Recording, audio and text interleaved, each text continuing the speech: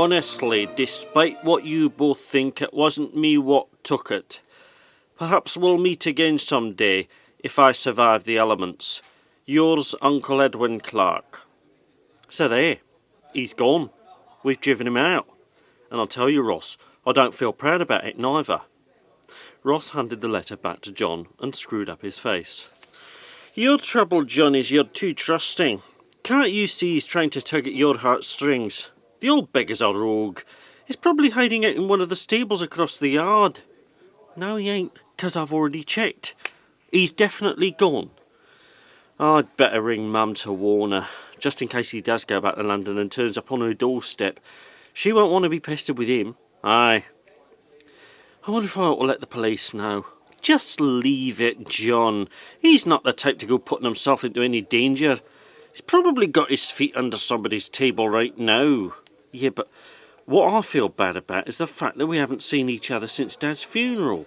15 years ago, that was. And this is the sort of greeting we've left him with. Well, that proves one thing, doesn't it? Neither of you were that close. No, I'm telling you, John, he was trouble from the moment he wedged his foot in the door. Ross went back to the bar, but John supported a look of grave doubt on his face. He didn't like his uncle's sudden disappearance one bit. He walked over to the telephone and rang his mother, Vera. Barry Dixon was dead to the world on Brenda's put-you-up bed.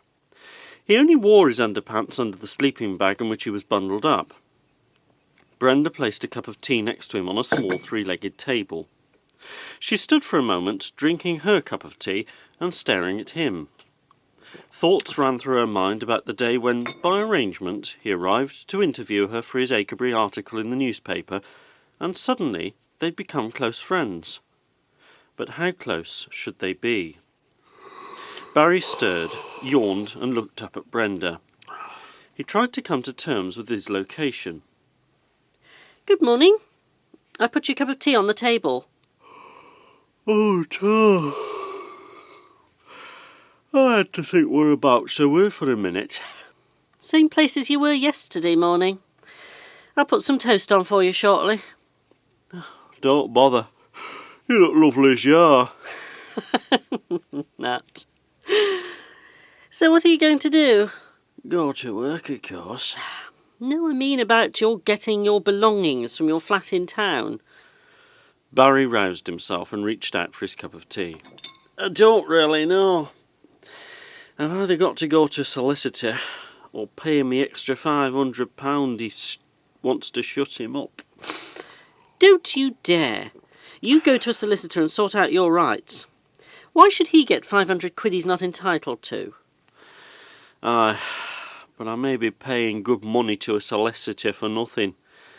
I'm not really sure what my original rent agreement was. Well, haven't you got it in writing? No. Now that's a bit foolish, isn't it? Somebody in your profession ought to know better than to enter into agreements without getting it in writing. Yeah, I know. It's just that I were a bit desperate like to get a roof over me head when I first moved down here. Daft, I know. So he can charge you an excess fee, and there's not a thing you can do about it because you've nothing in writing. I think you should still see a solicitor, Barry. Mind you, if there's not written down, it could work t'other way, couldn't it? Yes, except you can't get back into your flat to pick up your belongings.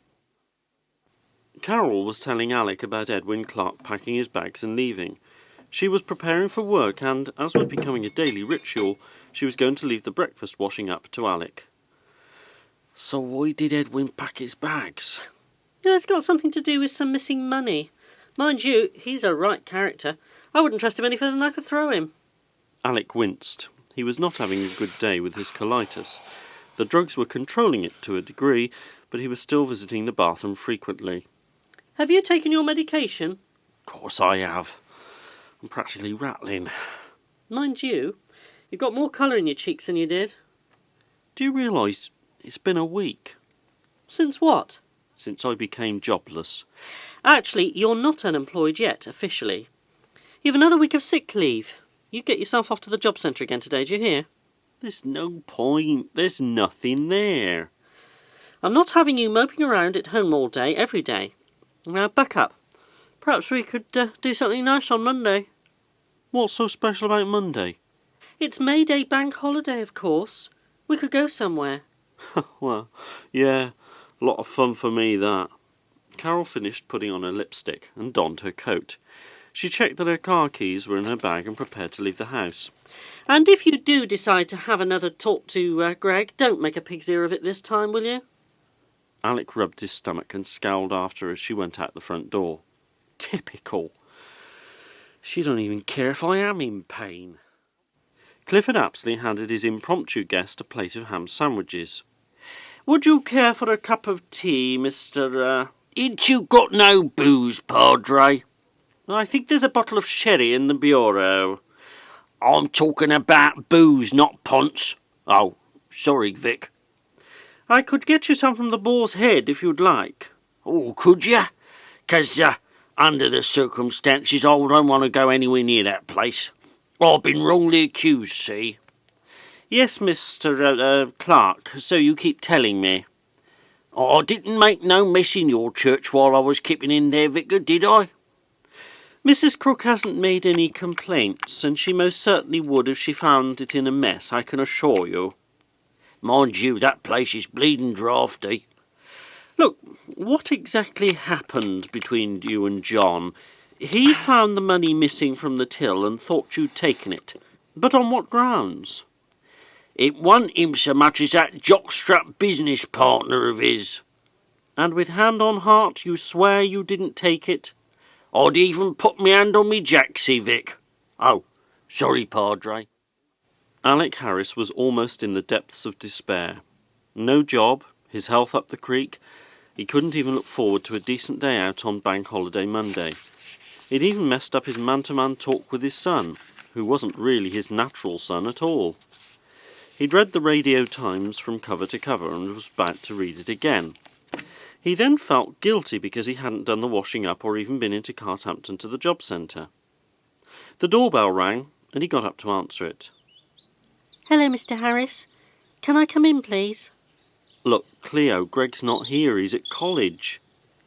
Can I come in anyway? Look, I don't think it's a very good idea, my love. You ought to go back to your foster parents. I don't want to. Hey.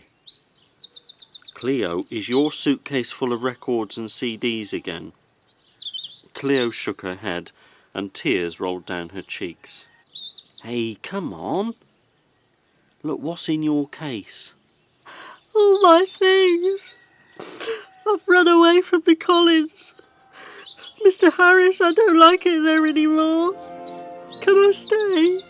Please?